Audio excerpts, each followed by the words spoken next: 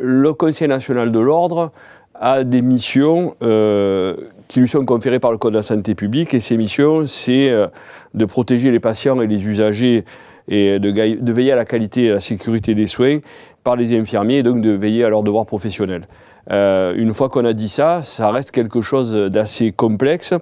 Et donc, comment on exerce cette mission de justice? Au travers des chambres disciplinaires que M. Doutrillo a créées initialement, les chambres disciplinaires régionales qui sont donc dans chaque région, avec des assesseurs qui sont élus au sein des conseils régionaux et qui sont elles-mêmes présidées par des magistrats de chambres administratives d'appel en général. Et puis, il y a la chambre disciplinaire nationale qui compte des assesseurs qui sont à la fois chambre externe, chambre interne, c'est assez complexe, mais qui sont élus parmi les élus du Conseil de l'ordre et qui est présidée actuellement par un conseiller d'État en fonction, Christophe Héroche-Duval. Donc, à l'initiative de Christophe Héroche-Duval, a souhaité, succédant à M. Yves Doutrillo, lui-même conseiller d'État, lever un coin du voile sur ce qui était, mais souhaiter fêter cet anniversaire et également, finalement, dédramatiser et expliquer, faire lever un coin du voile, comme je l'ai dit tout à l'heure, sur ce qui était finalement une chambre disciplinaire.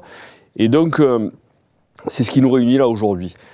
Donc moi, je voudrais céder la parole en premier à M. Yves Doutrillo, qui siège au sein du Conseil national, mais qui a été aussi le premier président de cette Chambre disciplinaire nationale. Et lorsque cette installe, ça a été créé, comment ça s'est passé finalement? Et surtout, quels objectifs vous êtes fixés pour le démarrage, puisqu'on est aux 10 ans? Merci, Monsieur le Président. Je ne sais pas si il faut dédramatiser la fonction des chambres disciplinaires. C'est vrai que quand on dit discipline, ça peut inquiéter. Mais ce que j'observe, c'est que depuis le début, et je crois que c'est encore le cas aujourd'hui, ce sont souvent des infirmiers eux-mêmes qui saisissent les chambres disciplinaires pour des conflits de confraternité entre infirmiers. Donc on peut en déduire que les infirmiers ne s'inquiètent pas tellement de l'existence de ces chambres. Alors revenons aux missions principales des ordres et de ces chambres de discipline.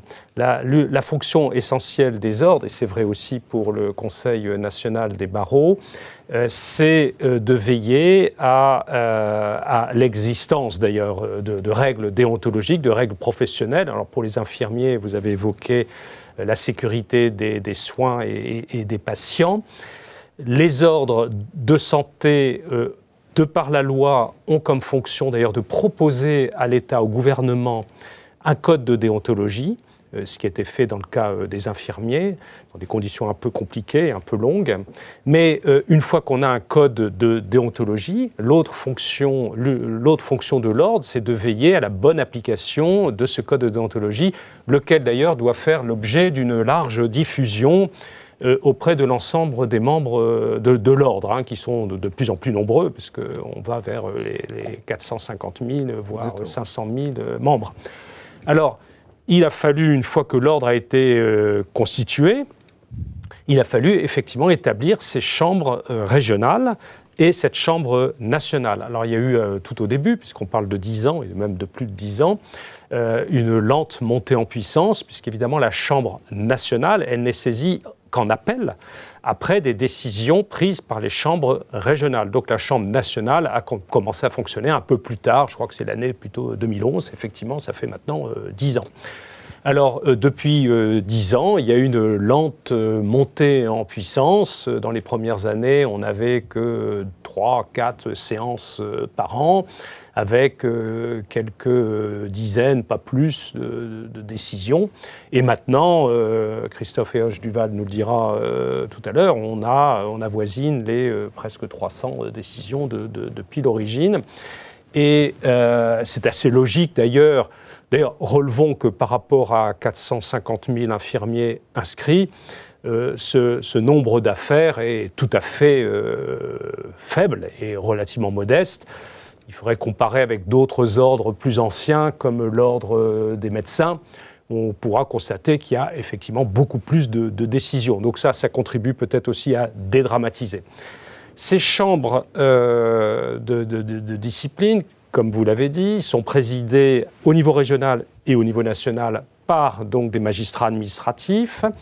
Mais les assesseurs, ce sont des membres de l'ordre élus et qui, en toute indépendance et impartialité, évidemment, ils ne doivent pas connaître les affaires, vont apporter leur expérience et pouvoir considérer que dans telle ou telle situation, cet infirmier qui a été mis en cause, soit le plus souvent, comme je l'ai dit, par un autre infirmier, dans le cadre d'associations ou de collaboration, etc., ou de remplacement, soit par des patients, c'est plus rare, ça constitue à peu près 20% des saisines des chambres, soit aussi d'ailleurs par une instance ordinale, voire le procureur de la République, voire enfin l'ARS, puisque ça fait partie des responsabilités des agences régionales de santé.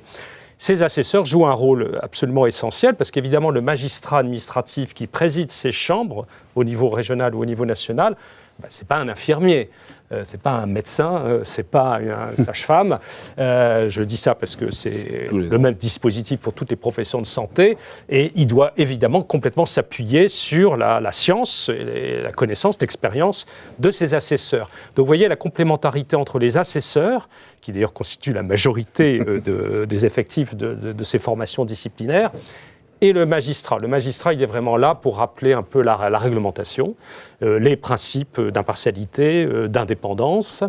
Il y a énormément, les avocats sont là pour évoquer des problèmes d'irrégularité de la procédure. Évidemment, les assesseurs ne sont pas des experts de la régularité de la procédure. Ça, c'est tout le rôle du président.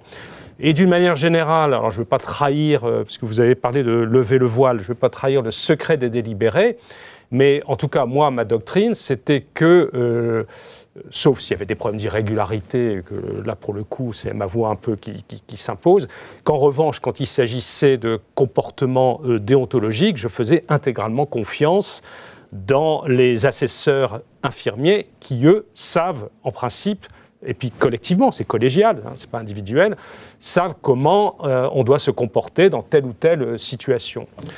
Cette expérience ordinale, il faut rappeler que les ordres, ce sont des organismes privés chargés d'une mission de service public, et notamment en matière de déontologie et de contrôle de la déontologie. Et je pense que d'une manière générale, dans nos pays occidentaux, de plus en plus, les États ont tendance à déléguer à des organismes privés ce qu'on peut appeler l'autorégulation. Alors, ce n'est pas du corporatisme du tout, c'est au service de l'intérêt général, en l'occurrence la protection des patients, comme vous l'avez dit, Monsieur le Président. Mais donc, l'État ne peut pas tout faire et l'État délègue en quelque sorte aux instances ordinales, comme on peut le faire avec les chambres des métiers, les chambres d'agriculture, enfin dans bien d'autres domaines, dans le domaine du sport, que je connais aussi un petit peu, on délègue à des organismes privés le soin de l'autorégulation, mais l'autorégulation ne se fait pas toute seule, elle se fait aussi sous le contrôle, comme vous l'avez dit, Monsieur le Président, de cassation du Conseil d'État. De même que pour les avocats, ça se fait sous le contrôle des cours d'appel. Donc c'est de l'autorégulation. Je crois que c'est bien, en principe, de laisser aux professionnels le soin de veiller au bon respect de la déontologie, mais avec cet encadrement-là. Voilà.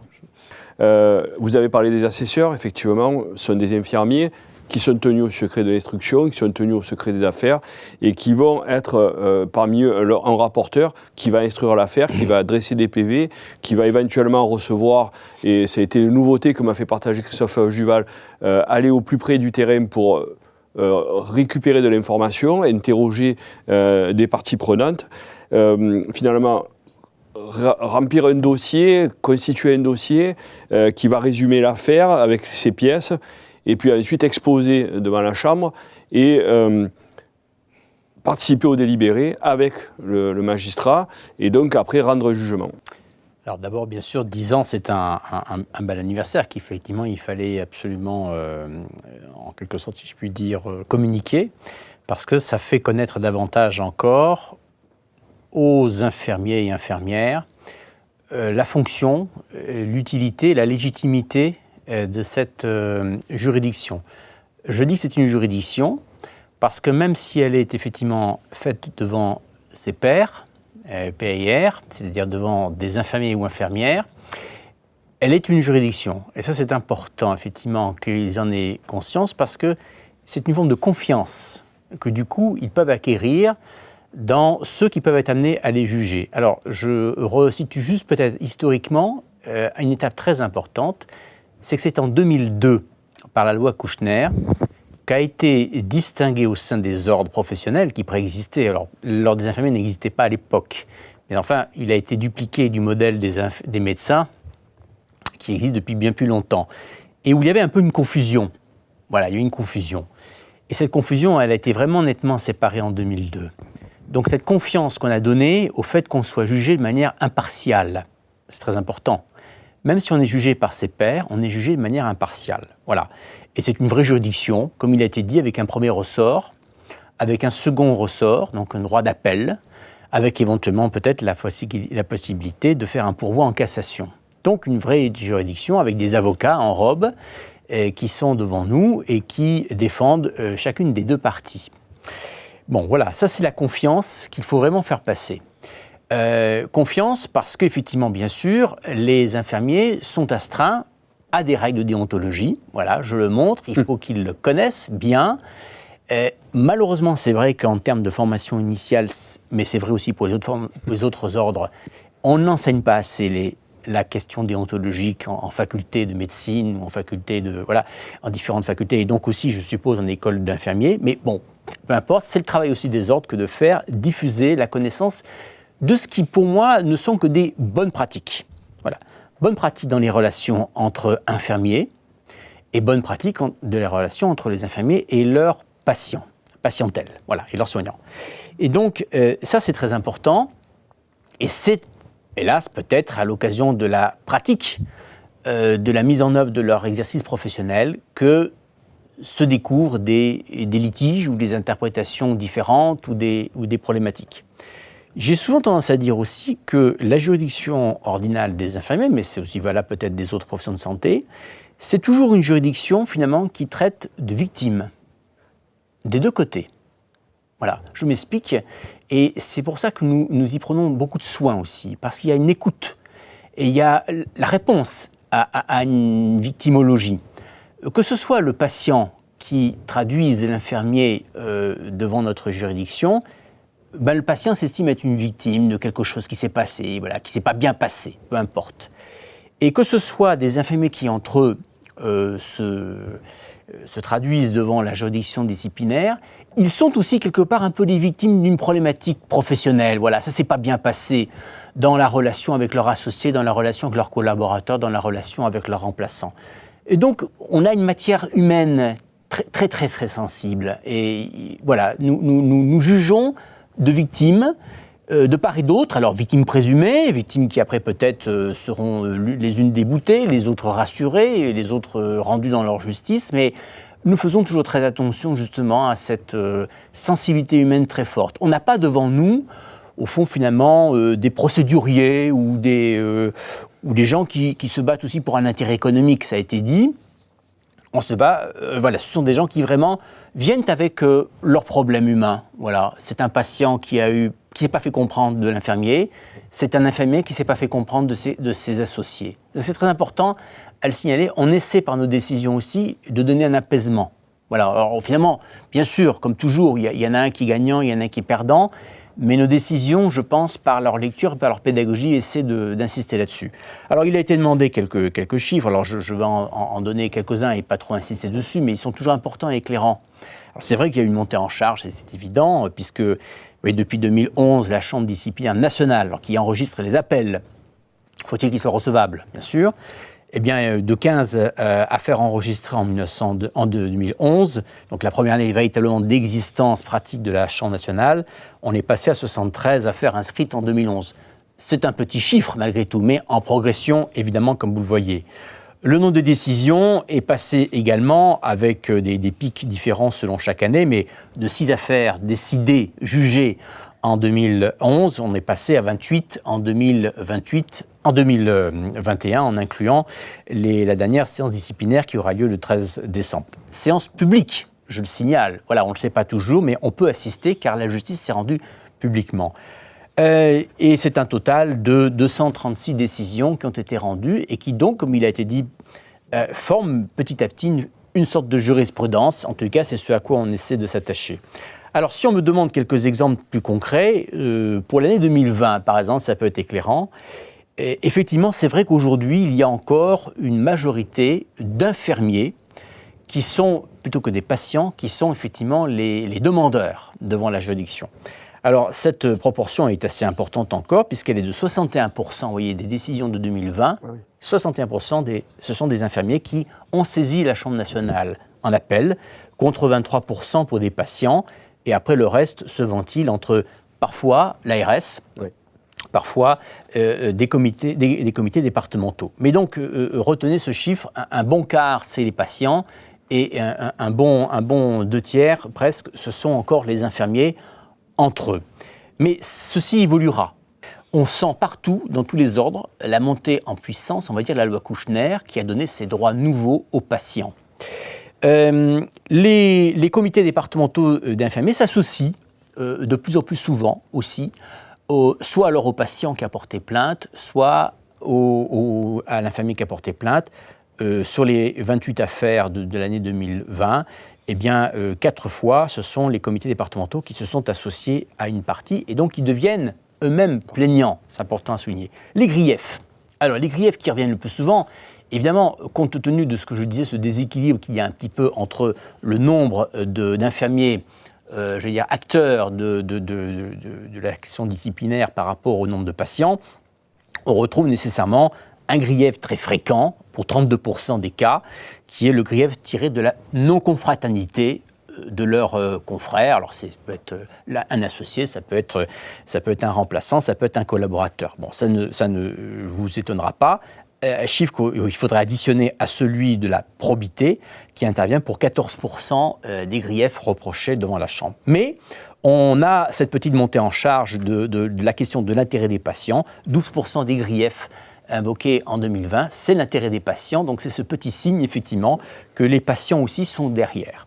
Les sanctions. Alors évidemment, les sanctions, c'est quelque chose qui préoccupe beaucoup les infirmiers, car c'est une juridiction qui peut être amenée, selon une échelle de peine fixée par la loi, à infliger des sanctions. Alors, évidemment, c'est quelque chose de lourd à porter et qui peut être vécu, d'ailleurs même presque d'une manière blessante, et on le comprend. Et qui aussi peut avoir des conséquences économiques. Ce n'est pas négligeable. Notre Chambre a toujours la conscience que lorsqu'elle inflige une sanction d'interdiction d'exercer sans sursis, à partir de 3 mois d'interdiction, c'est un signal très fort et très dur économiquement. Il faut vraiment que les faits soient graves. Ça nous arrive de fixer cette sanction, mais nous le faisons toujours en prenant conscience que nous mettons quelque part en situation complexe le cabinet ou la situation de l'infirmier. Ces sanctions donc, sont majoritairement quand même finalement des sanctions plutôt morales, car que ce soit l'avertissement ou le blâme, bon, c'est évidemment forcément désagréable, mais c'est un signal qui est nécessairement envoyé. Il est de 31% de nos sanctions en matière d'avertissement, 23% de blâme. Et on a quand même 31% d'interdiction d'exercice, alors parfois avec sursis, parfois sans sursis, et quand même 15% de radiation dans nos décisions de 2020. Alors évidemment, nous procédons à la radiation toujours, j'allais dire, avec une main très tremblante. C'est parce que des faits sont particulièrement graves, des faits de fraude, ou des faits qui portent sur éventuellement un comportement déontologique évidemment inacceptable de la part de l'infirmier, qui donne une très mauvaise image de la profession. Et quelque part, nous concourons aussi à faire que l'ensemble de la population française ait confiance dans la profession d'infirmier, qui est d'ailleurs, quand on regarde les sondages, c'est une des professions qui a plus de cœur auprès des Français. Si on interroge, même je crois que les Français ont encore plus de confiance dans leurs infirmiers que dans leurs médecins. C'est dire cet amour que les patients portent pour leurs infirmiers et infirmières. Donc il ne faut pas trahir cette confiance, c'est très important. Notre Chambre a un rôle qui est celui d'un rôle de régulation. Les décisions de première instance, comme il a été dit, les chambres régionales sont, comme il est dit, régionales, donc peuvent être dispersées sur le territoire, peuvent avoir des mains différentes selon la personnalité d'abord des assesseurs, des présidents de ces chambres, des faits d'espèce. La Chambre nationale a un côté régulateur, a un côté égalisateur. La République, c'est quand même liberté, égalité, fraternité. Donc l'égalité est quand même importante en matière de justice. Nous y concourons. C'est pour ça qu'il arrive que ce n'est pas un droit automatique, l'appel. Et il n'y a pas non plus un droit à appel. Voilà. Il doit répondre à des considérations. Mais il peut concourir effectivement à réguler, parfois à aggraver la décision de première instance. Alors il faut que ce ne soit pas la personne qui ait été mise en cause faisant appel qui puisse évidemment bien sûr avoir sa peine aggravée, parce qu'elle au contraire est protégée par un principe général du droit qui fait que pour son cas de figure, elle ne peut être que reconsidérée mais pas aggravée. Mais le cas, si je peux me permettre, où en même temps, le conseil départemental exactement, voilà. ou une autre instance fait appel. D'autres appelants, qui peut être la personne plaignante qui a fait appel aussi elle-même de son côté, ce qui s'appelle l'appel à minima, et donc effectivement, on peut avoir cette décision. Mais dans 46% des cas, on a quand même un maintien finalement de la sanction qui a été, de la sanction ou de l'appréciation, je dirais plutôt, qui a été faite par la chambre disciplinaire de première instance. Donc c'est la preuve que dans 50% des cas, on considère que les premiers juges ont bien jugé. Dans 25% des cas, il y a une aggravation de la sanction, donc c'est à la suite effectivement d'un appel de la plaignante ou du plaignant ou du conseil départemental plaignant ou associé. Et dans 29% des cas, c'est un allègement de la sanction, donc c'est la personne mise en cause qui a fait appel de cette décision de sanction et qui a vu au contraire sa peine allégée. Alors je ne peux pas vous dire dans quelle proportion, les statistiques ne vont pas jusque-là, mais c'est important. Alors, et globalement, donc, les décisions sont confirmées dans 32% des cas, sont réformées dans 32% des autres cas, la réforme pouvant constituer parfois un changement de la sanction, mais c'est plutôt son sens en général. Et des décisions pour 29% sont infirmées et annulées par notre Chambre. Mais après avoir été rejugé, je ne peux pas l'apprécier si la peine a été confirmée ou pas confirmée. C'est parfois des questions de procédure qui, effectivement, nous conduisent à annuler les décisions de première instance. Voilà un petit peu ce tableau dressé. Je confirme aussi un sentiment qui a été fait par mon prédécesseur, qui a donc présidé les premières années de cette Chambre. C'est important que les infirmiers sachent qu'ils ont la confiance dans cette juridiction, comme je l'ai dit, pas seulement parce qu'elle est présidée par un juge professionnel, comme ce qui est notre cas de figure, mais aussi finalement quand même par des assesseurs qui jouent pleinement leur rôle. Voilà. Ils jouent pleinement leur rôle et je me sens même minoritaire au sein de ces assesseurs. Et c'est normal. À titre d'exemple, et sans aucunement dévoiler les secrets du délibéré, je ne participe quasiment jamais à aucun vote. C'est-à-dire qu'il y a au minimum, la formation est de 5 personnes, dont le président.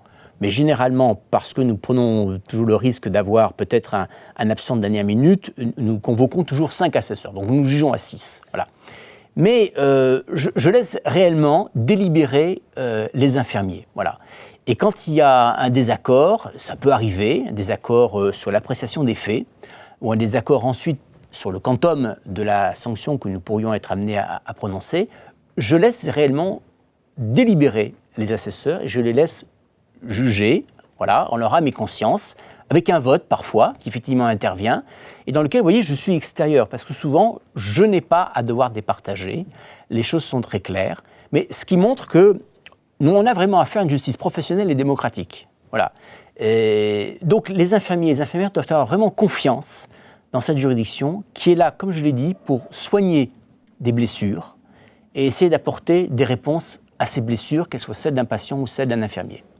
En ce qui concerne la communication, on va avoir un témoignage de Stéphane Brissy, et vous voyez derrière nous qu'il y a un panneau qui parle du code commenté. Donc Stéphane Brissy est un maître de conférence de Nantes et a fait un peu pas le catalogue, mais a décrypté la totalité des jurisprudences jusqu'à présent de l'ordre national, et en a fait un recueil qui se retrouve sur notre site, et vous avez le flashcode derrière, qui va permettre de retrouver ce code commenté.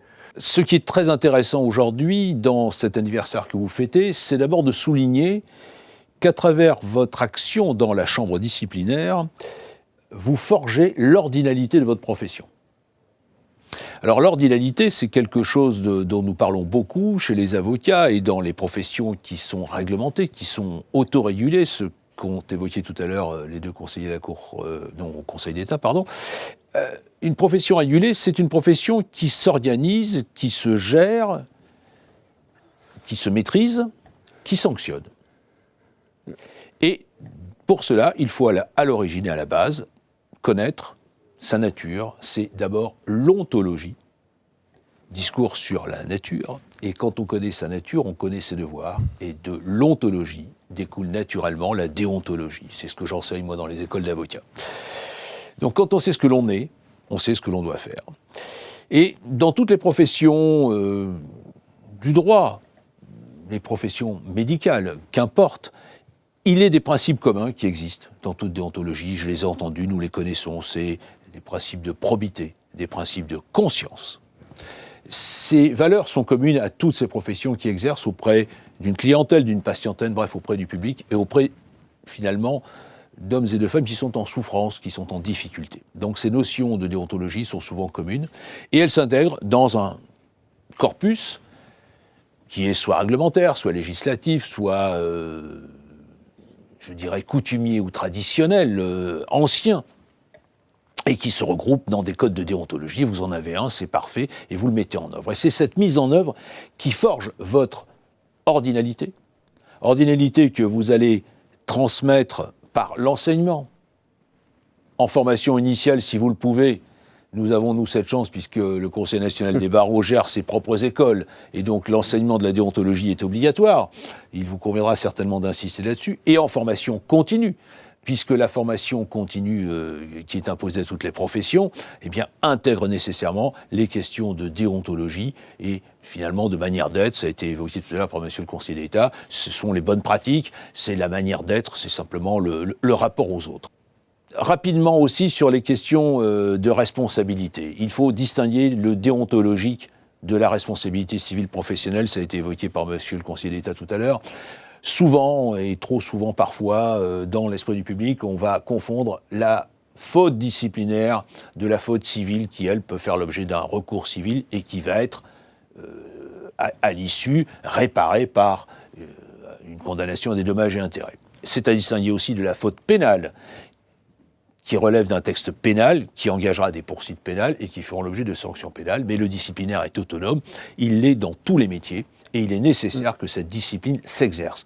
Elle est autonome parce qu'elle s'exerce non pas vis-à-vis de l'État en tant que tel qui poursuit sur le plan pénal, ni vis-à-vis du public ou de la personne qui a été victime d'une faute civile qui sera réparée sur un plan civil, elle s'exerce vis-à-vis du métier.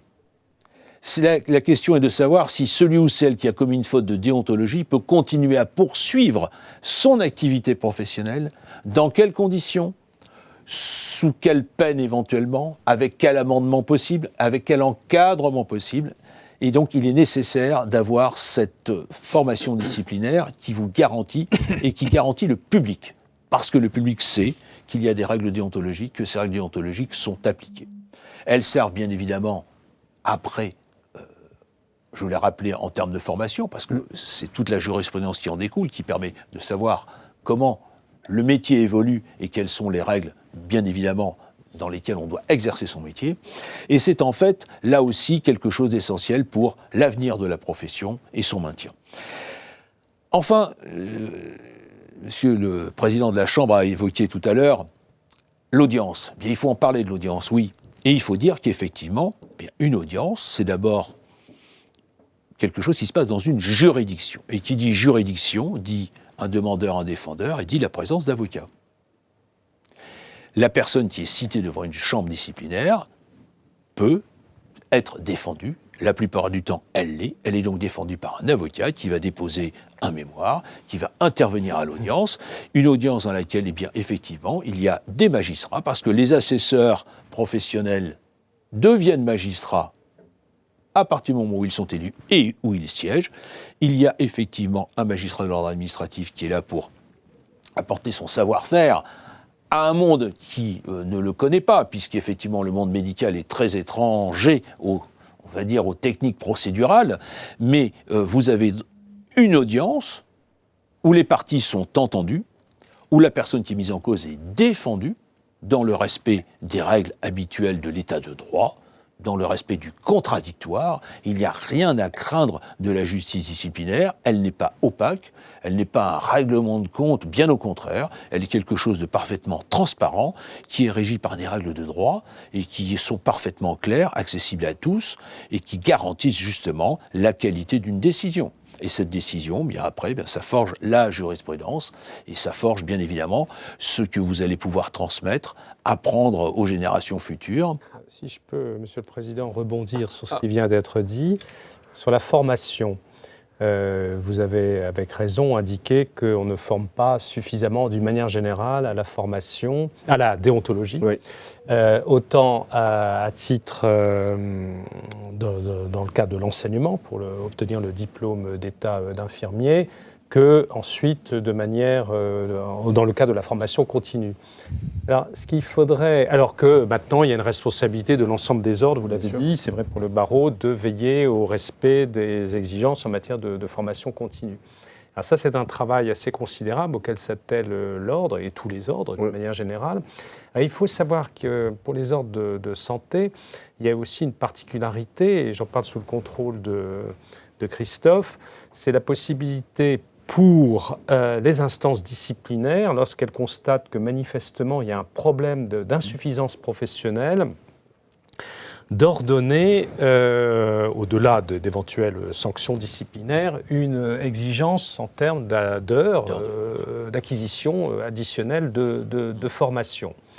Alors, c'est jamais bon de critiquer la loi, mais c'est vrai que c'est un peu compliqué à mettre en œuvre, et qu'il faudra sans doute revoir peut-être les textes, mais ça, ce n'est pas les ordres qui peuvent le faire. C'est un peu compliqué parce qu'il faut repasser par le conseil régional, le cas échéant faire appel à une expertise. Les experts sont toujours difficiles à rencontrer, mais il faut savoir que donc une instance disciplinaire, lorsque l'instruction révèle une insuffisance, par exemple en matière de formation déontologique, mais pas seulement, ça peut être une formation tout simplement à faire des piqûres. Vous voyez, ça, on est plus, donc dans l'intérêt du patient, eh bien, il y a cette possibilité-là en matière de formation. Et puis, par ailleurs, je voulais juste mettre un peu l'accent sur une autre responsabilité des ordres, c'est que les ordres ont également la responsabilité d'engager, le cas échéant,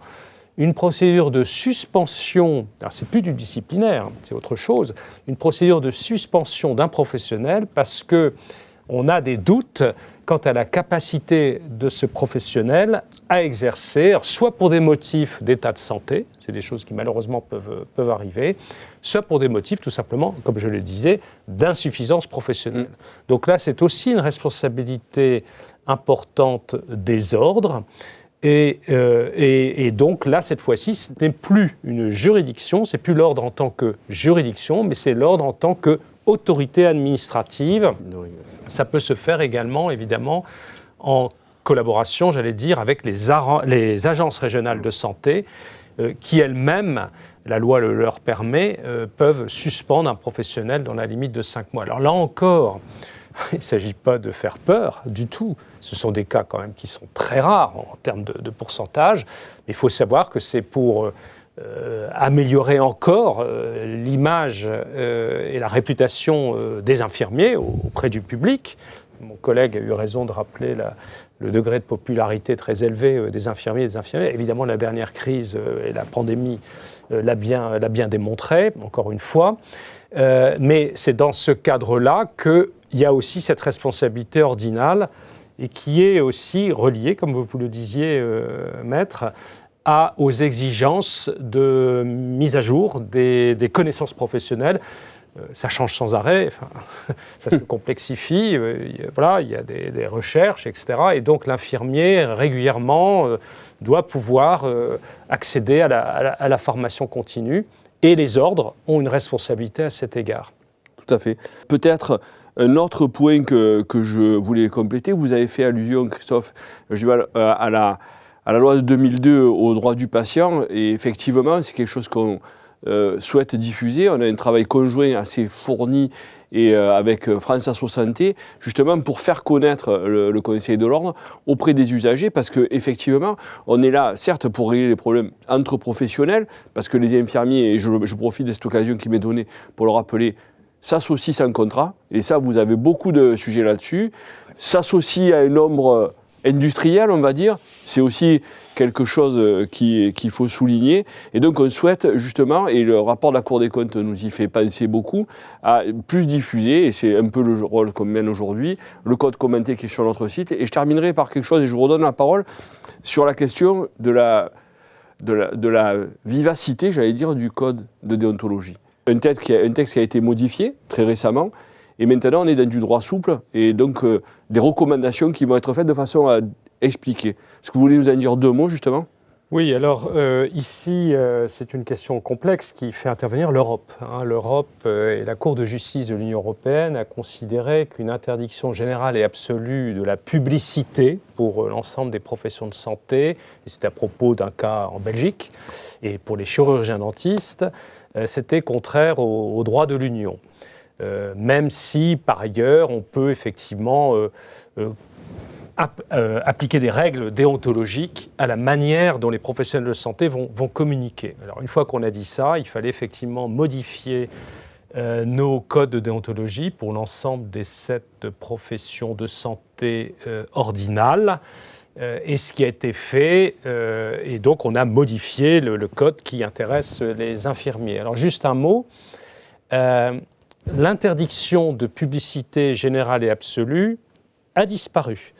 Elle est remplacée par un principe de libre communication par les professionnels de santé sous réserve du respect des règles déontologiques. Parmi ces règles déontologiques est maintenue la règle ancienne selon laquelle la profession d'infirmier, une profession de santé, ne s'exerce pas de manière commerciale. Alors vous allez me dire, derrière ces termes, publicité, libre communication, ne pas exercer comme un commerce, c'est là où tout le travail d'interprétation des règles déontologiques est complexe, d'où l'utilité de la jurisprudence.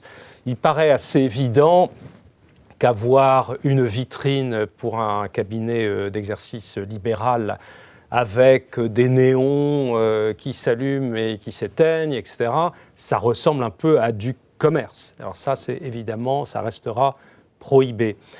En revanche, est-ce qu'il fallait absolument, comme c'était le cas dans l'ancienne version de notre code, dire que la plaque devait avoir X centimètres de large et X centimètres de haut? C'était vraiment faire du micromanagement et de la régulation sans doute excessive. Donc vous voyez, entre les deux extrêmes, la vitrine qui clignote et la plaque qui ne doit pas avoir plus de 12 cm et demi, on voit qu'il y a une marge d'appréciation.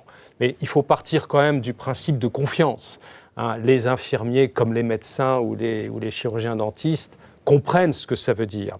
On n'est pas un centre commercial, on n'est pas une épicerie, voilà, c'est autre chose. Ça fait partie des règles déontologiques. Mais il peut, dans certains cas, d'ailleurs, à dire vrai, dans la jurisprudence que nous avons eue, je parle sous le contrôle de Christophe et Hoche Duval, sur les 10 ans, j'en ai eu une ou deux affaires qui traitaient justement de ces questions de communication et de publicité.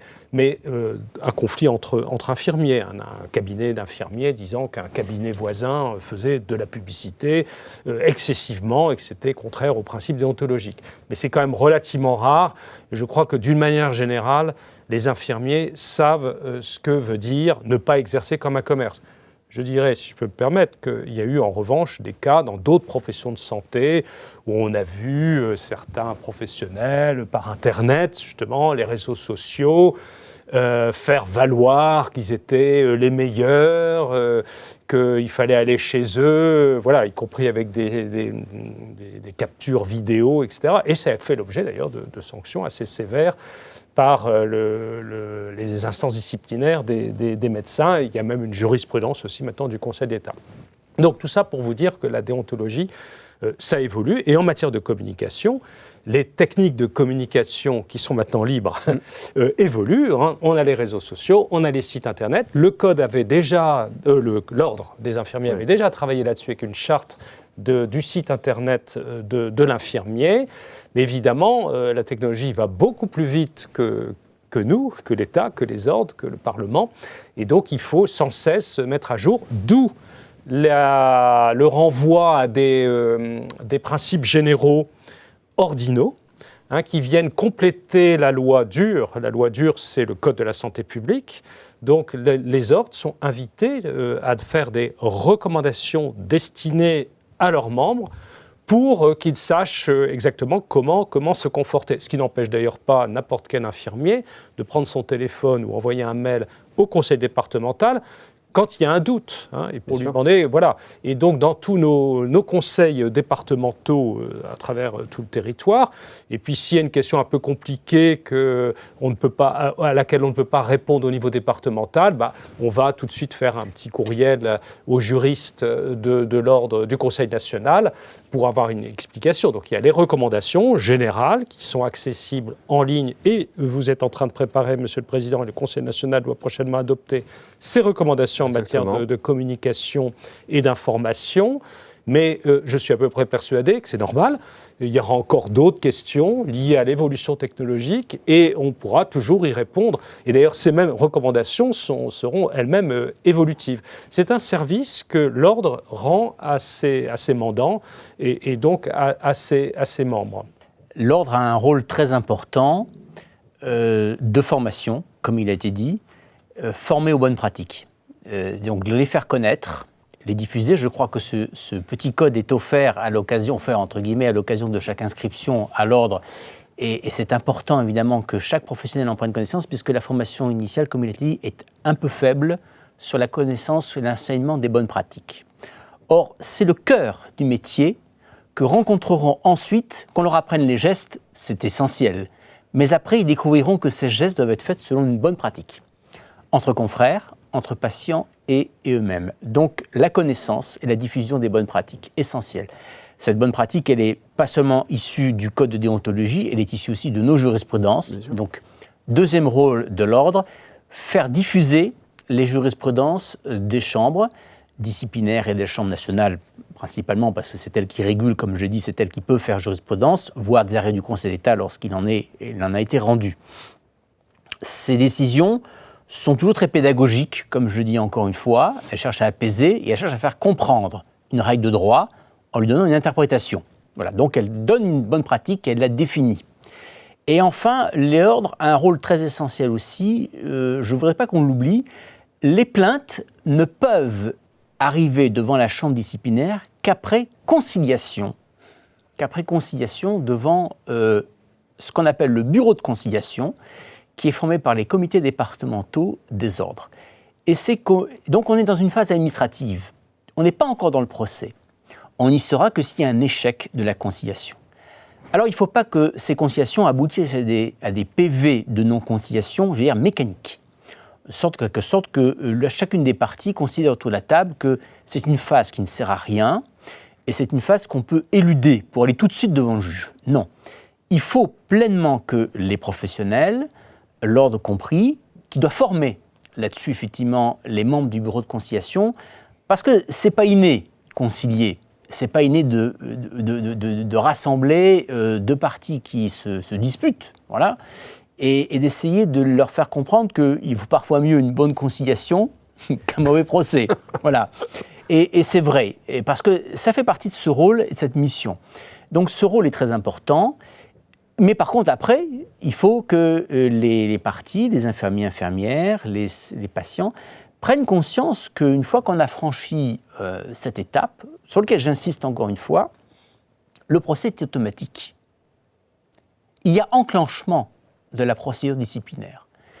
Et donc, à partir de là, elle échappe un peu, en quelque sorte, aux parties. Ils savent qu'il n'y a pas une affaire qui sera mise sous le boisseau. Ou dans un tiroir. Non, ça va aller bel et bien jusqu'à une décision de la chambre disciplinaire de première instance s'il y a appel d'une des parties jusqu'à une décision de la Chambre nationale. Donc c'est quelque chose qui est important, c'est de comprendre qu'on doit se responsabiliser dans ce que l'on a fait. Et à la fin des fins, il y a une décision qui sera prise, de relax, mais peut-être aussi de sanction. Donc bien prendre conscience, avec l'aide des conseils juridiques, qui sont ceux des avocats. Alors, la plupart du temps, les infirmiers, on constate, viennent tous avec un avocat. Et c'est absolument nécessaire, je crois. D'abord, ils le viennent parce qu'ils ont un contrat d'assistance juridique qui permet souvent qu'ils prennent avocat et que les frais d'avocat soient couverts pour eux.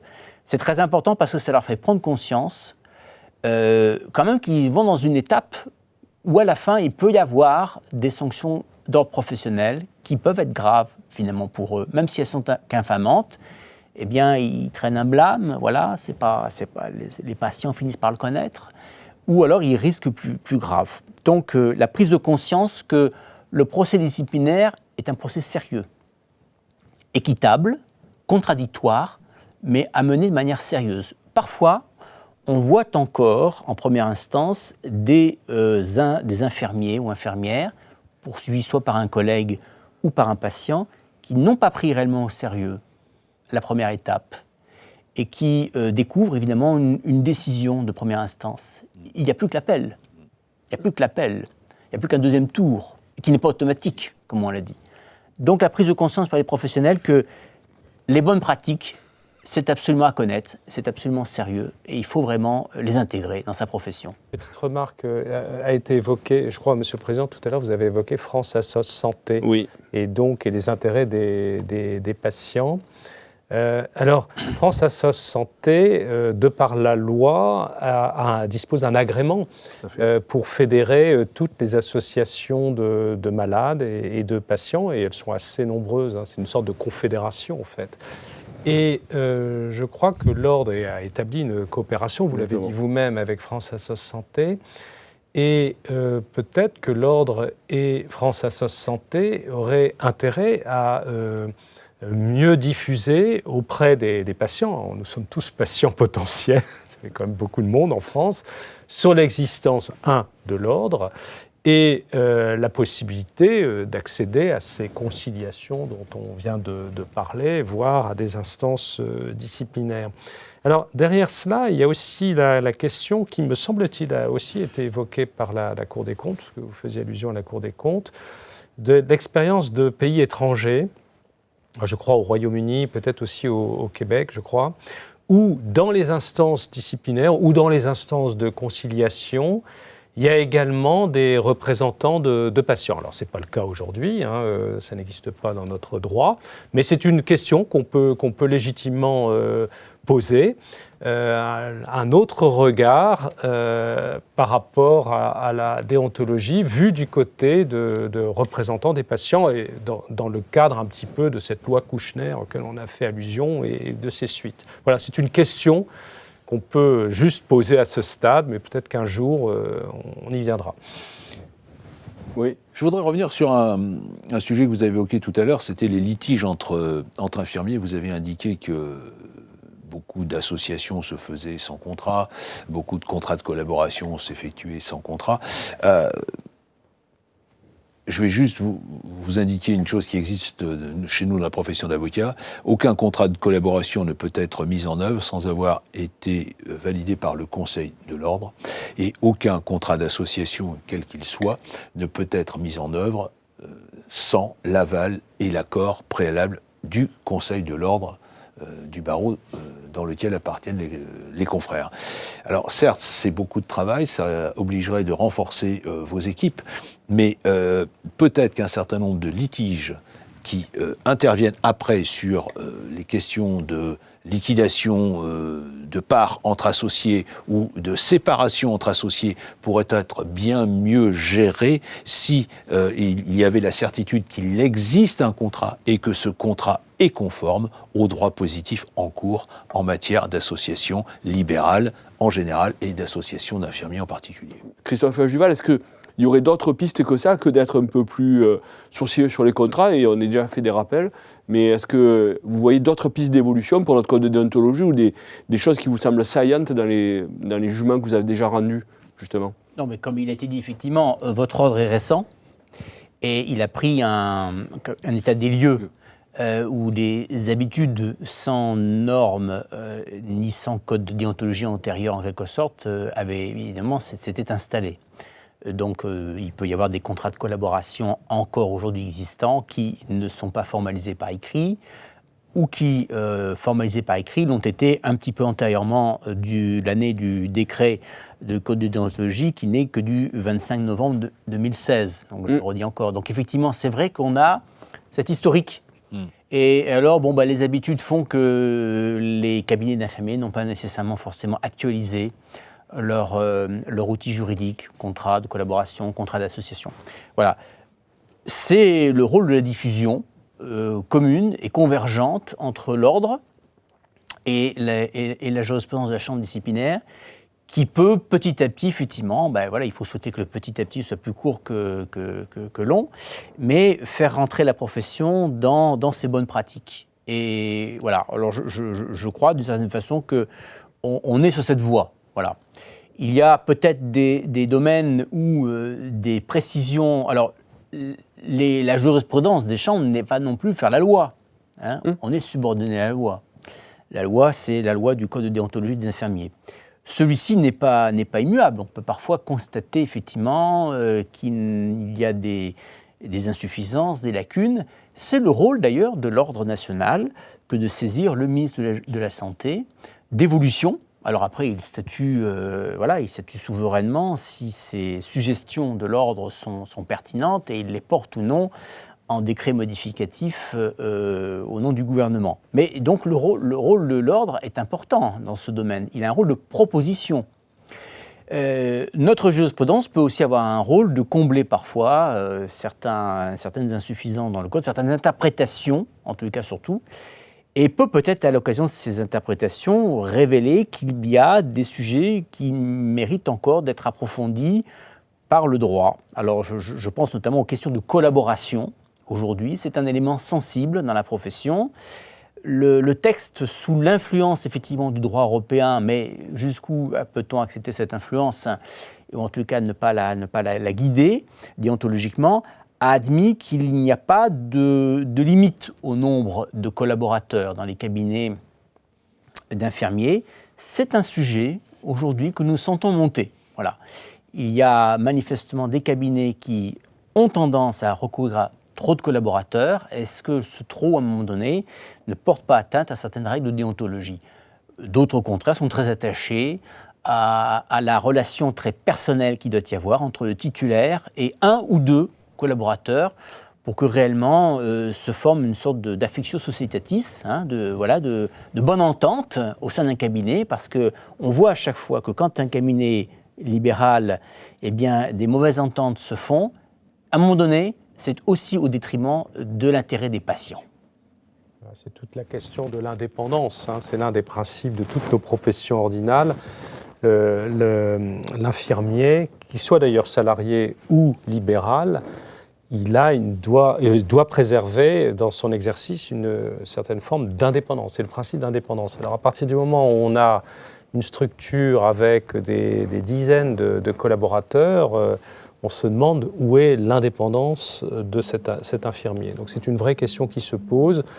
Il faut savoir aussi, et finalement peut-être en cause le modèle de la profession libérale, j'allais dire à la française, pour toutes les professions de santé, au regard du droit européen. Donc c'est assez compliqué de trouver le bon endroit où on doit mettre le curseur, comment préserver l'indépendance du professionnel libéral ou même salarié, comme je l'ai dit, en dépit du lien de subordination du salarié. Il a cependant une indépendance, y compris dans un hôpital ou une clinique privée. Comment préserver ce principe de l'indépendance au regard de ces nouvelles structures juridiques, de réseaux à travers des régions, ou même au niveau de l'ensemble du territoire national, voire même au-delà de nos frontières, qui est en train de s'opérer. Ça vaut même pour les ventes de médicaments, je pense aux pharmacies, avec la possibilité d'acheter des médicaments à travers les frontières. Donc on voit que nous sommes confrontés à des évolutions juridiques et technologiques comment préserver ce principe d'indépendance auquel nous sommes tous attachés dans l'intérêt des patients. Bien, donc bonjour à toutes et tous. Stéphane Brissy, merci de me donner l'occasion d'intervenir sur ce thème des juridictions disciplinaires de l'ordre des infirmiers. Alors, ce qui est intéressant, c'est que ce thème-là permet de revenir sur ce que c'est que la déontologie des infirmiers et puis aussi sur, finalement, parfois les difficultés qu'on peut avoir à la connaître et à en maîtriser le contenu. Et c'est là où, notamment, justement, les juridictions disciplinaires ont un rôle à jouer.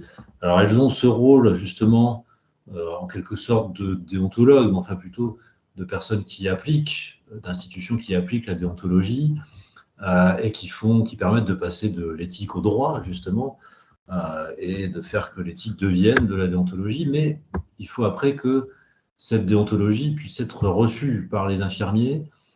C'est en cela que le travail des juridictions disciplinaires, que ce soit les chambres de première instance ou la chambre disciplinaire nationale, ou et même après le Conseil d'État, donc par sa fonction de juge de cassation, permettent d'éclairer justement le contenu des textes qui composent le code de déontologie.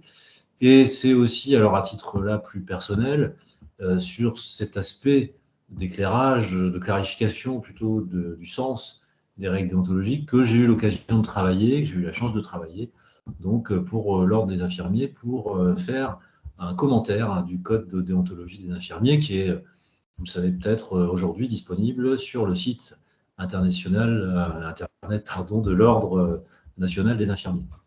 Alors, pourquoi faire le lien donc, entre les deux? Parce que justement, les juridictions disciplinaires, tout comme ces commentaires du code, ont pour objectif d'expliquer, de clarifier, et plus encore les commentaires du code d'ailleurs, d'expliquer, de clarifier le sens des règles déontologiques. Je dis plus encore pour les commentaires du code parce que ici, tous les textes sont envisagés de manière large. Les juridictions disciplinaires, elles se prononcent sur les situations dont elles sont saisies et appliquent les règles pertinentes pour les situations dont elles sont saisies, bien sûr, et ce sont notamment elles qui, justement, permettent de comprendre un peu mieux les applications concrètes de ces règles déontologiques, et ce sont les décisions de ces juridictions disciplinaires dont, par ailleurs, donc, je me suis saisi pour pouvoir commenter les règles du code de déontologie des infirmiers. Donc, ce sont ici, c'est l'une des fonctions des juridictions disciplinaires aussi, ce rôle d'interprétation. Leur rôle n'est pas seulement de rendre des décisions concrètes sur des situations pratiques. Et c'est aussi de cette manière-là, avec donc des décisions disciplinaires, que les règles déontologiques peuvent vivre avec le temps. Des textes très larges, formulés de manière très générale, peuvent justement évoluer, montrer les évolutions des pratiques aussi, sans pour autant que le contenu du texte, lui, ne change, même si c'est parfois nécessaire. On l'a vu notamment avec la question de la publicité. Mais le contenu du texte peut rester le même pendant des années et des années, ce qui ne l'empêchera pas forcément d'être adaptable aux évolutions professionnelles, sociales, économiques, parce que justement, on a des juridictions qui peuvent en adapter l'interprétation et faire évoluer par cette interprétation le contenu de ces textes et la façon dont ils seront appliqués. C'est aussi donc ce que j'ai essayé de mettre en avant dans les commentaires, et en tout cas, c'est surtout pour ça aussi que je me suis servi donc des décisions de toutes les chambres disciplinaires de première instance et aussi de la chambre disciplinaire nationale, ainsi donc que du Conseil d'État. Et puis on peut y trouver d'ailleurs des évolutions assez marquantes, avec des textes qui sont devenus très importants au fur et à mesure que les décisions se sont multipliées. C'est le cas, par exemple, on peut penser déjà à la règle du secret professionnel, la règle du secret qui évolue forcément avec les façons de travailler, et puis notamment aussi avec l'utilisation des technologies qui nécessairement nécessitent aussi un rappel sur l'obligation de conserver le secret. Les informations ne peuvent pas être transmises dès lors qu'on utilise des réseaux sociaux, par exemple, entre autres choses. On ne pourra pas non plus se servir des technologies, mais aussi d'autres moyens pour dénigrer des confrères, pour faire en sorte aussi que, et ça c'est en lien avec les technologies, et aussi arriver sur des collaborations qui se terminent de manière brutale, qui aboutissent à ce que justement un confrère serait dénigré par rapport au patient, dont on voudrait par ailleurs altérer la liberté de choix. Donc là aussi, les évolutions professionnelles qui consistent à s'associer, à entrer dans des collaborations, ça peut être très utile, notamment pour mutualiser des moyens, mais il faut aussi faire attention au fait que dans ces cas-là, ça implique certaines obligations et les décisions des chambres disciplinaires sont là pour le rappeler, et assez souvent, puisque ce sont des situations qui se présentent souvent devant les chambres disciplinaires, de même que les nombreuses questions que peuvent poser les remplacements et la multiplication peut-être des remplacements, notamment avec les questions de rétrocession d'honoraires, entre autres choses. Et le devoir donc de bonne confraternité est lui aussi l'un des textes très utilisés par les juridictions disciplinaires, voilà, dont je rappelle du coup tout l'intérêt pour mieux comprendre non seulement le rôle de l'ordre et pas seulement son rôle disciplinaire, aussi du coup tout ce qui peut précéder ces décisions disciplinaires, ces contentieux, et puis aussi donc pour mieux comprendre les règles déontologiques. Voilà, je vous remercie. Écoutez, je vous remercie beaucoup, finalement, par vos interventions et par l'intervention qui a été enregistrée en vidéo, permis de comprendre que finalement la justice n'était pas une chose froide et désincarnée, et que l'ordre était de même. C'est une matière qui traite du vivant pour les vivants, et qui, la déontologie des infirmiers est elle-même vivante.